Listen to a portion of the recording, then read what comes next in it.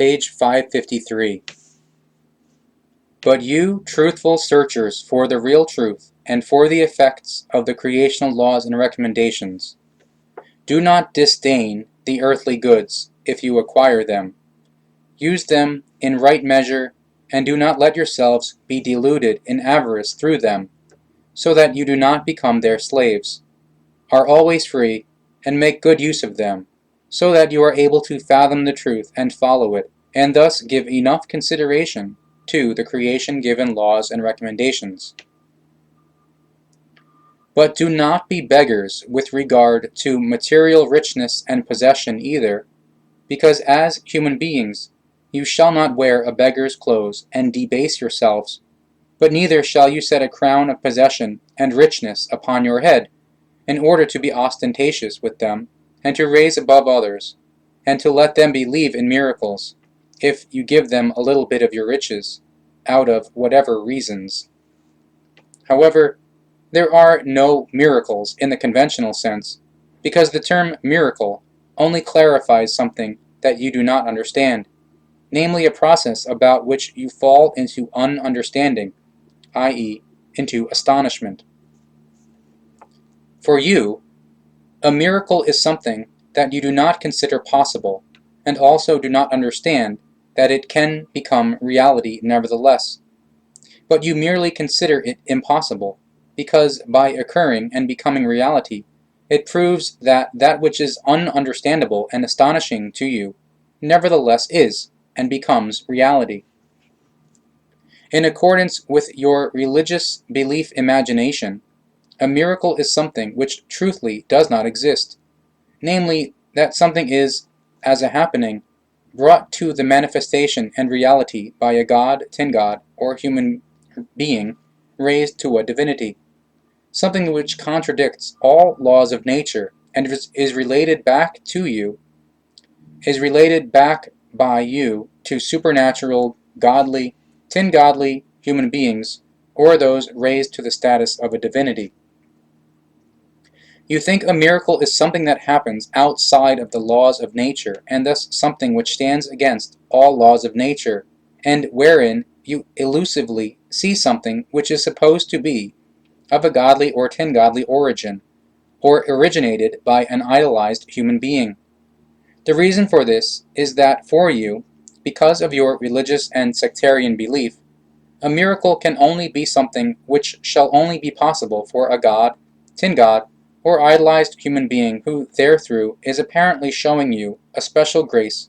and who, for the carrying out of the miracle, is making use of his or her omnipotence. Thus you believe in your religious and sectarian godliness, through which you give the effective truth no chance to get through in you. You, human beings of earth, are poor in your intellect and in your rationality, because you erroneously imagine by the almightiness, which is a characteristic only of the creation as universal consciousness itself, but not of any fabulated god, tin god, or idolized human being, the possibility of arbitrariness, and hence a miracle, as an act of arbitrariness, because you do not consider how much you therewith minimize the creational laws and recommendations and their effects, because if they acted in a wise of the arbitrariness, then they would no longer be in accordance with the creation-given laws and recommendations. Primarily, there is an absolute, relative full development in the creational activity which shows no errors and no gaps, and is therewith integrated into strictest logic, i.e., an absolute logicalness down into the last iota, although the logic can, in its truthly form, be continuously further developed and never stands still.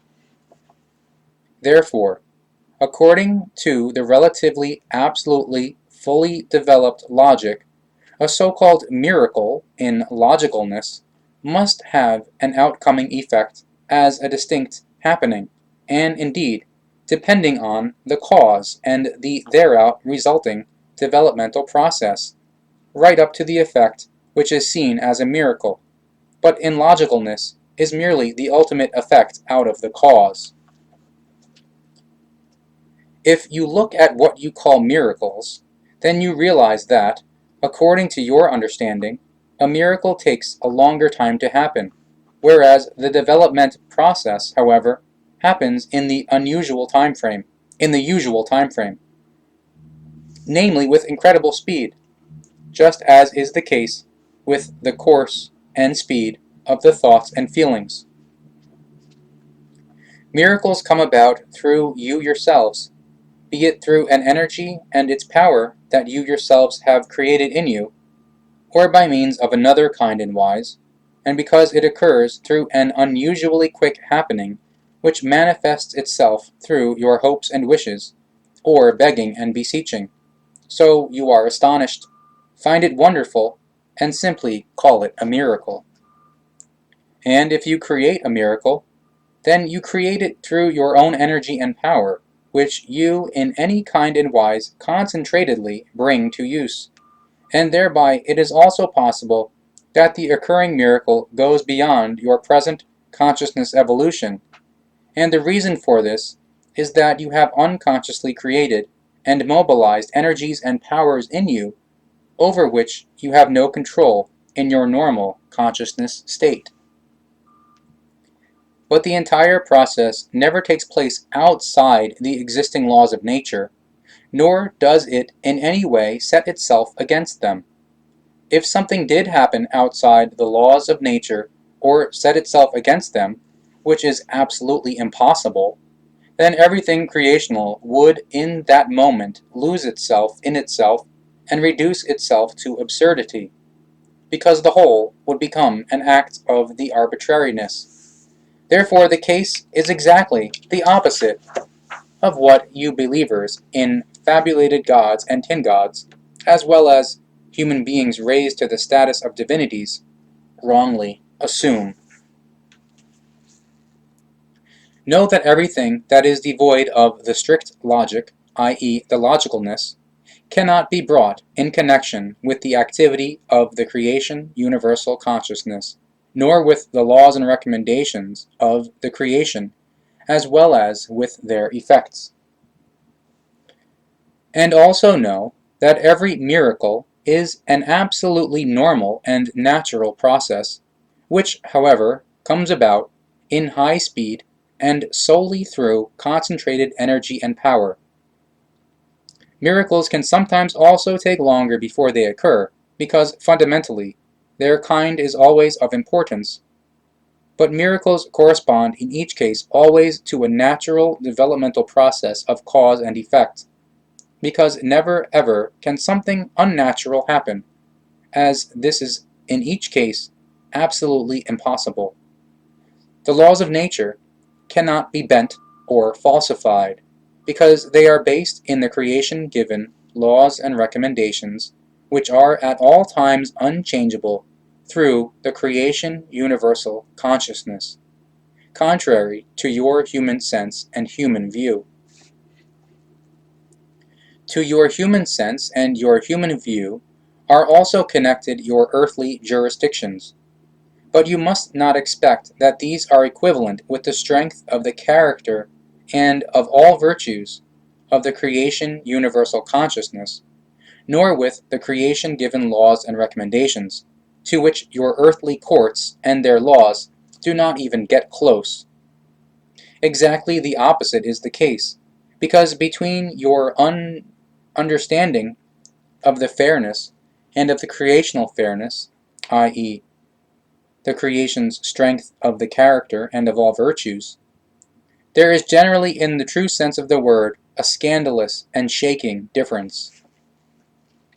The bottomless difference can be explained by your intellect that is restricted by space and time, and your poor rationality,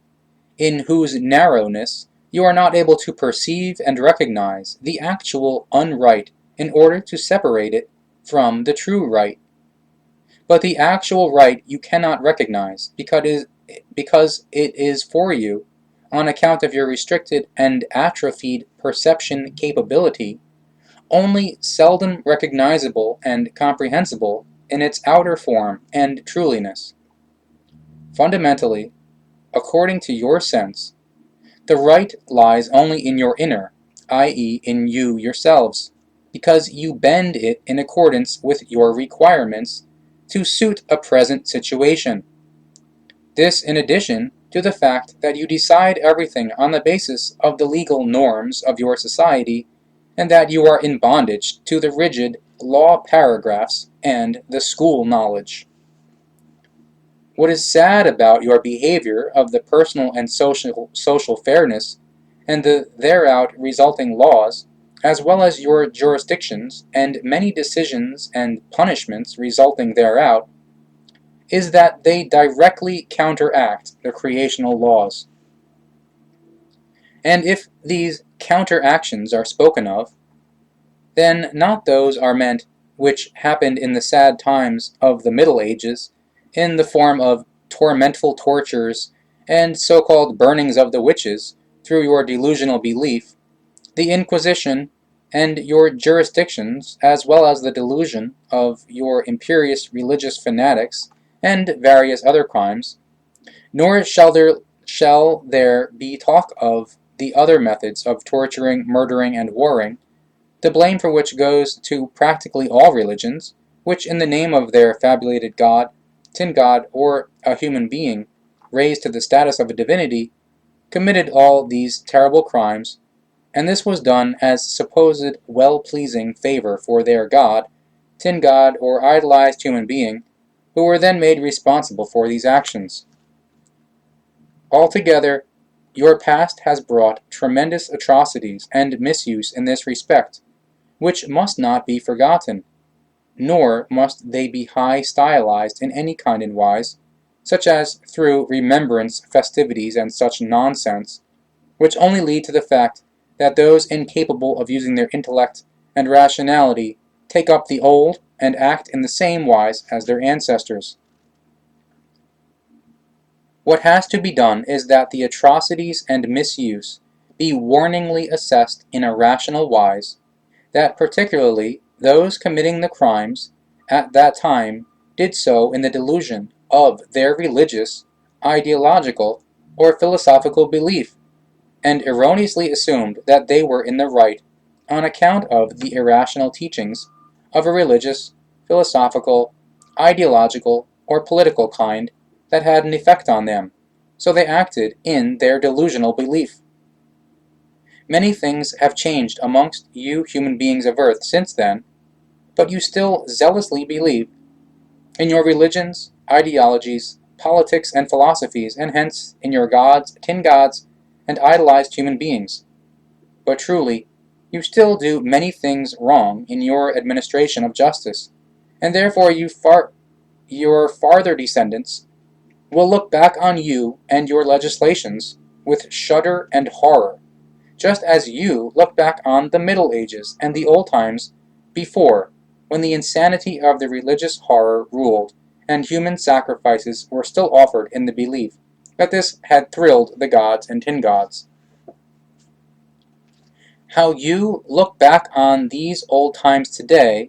which according to your present cognitions and terms, were bearing in them blatant misery and boundless unright, as well as unbelievable unhumaneness, is how your descendants will one day look back on the past if they think about your time, your actions, which are far from the creational laws, your unintellect and your irrationality, your contempt for humankind, the destruction of the nature, the eradication of many plants, fishes, birds, animals, and other creatures, and the destruction of the climate. Since those old times, you have made great progress only in the outer forms, in the technology, in the medicine, and in your material achievements, whereas in your consciousness development, you continue to lag behind immensely, because truthfully, the deeply incisive almightiness of your personal, irresponsible turning away from the creational laws and recommendations in your existence is still the same.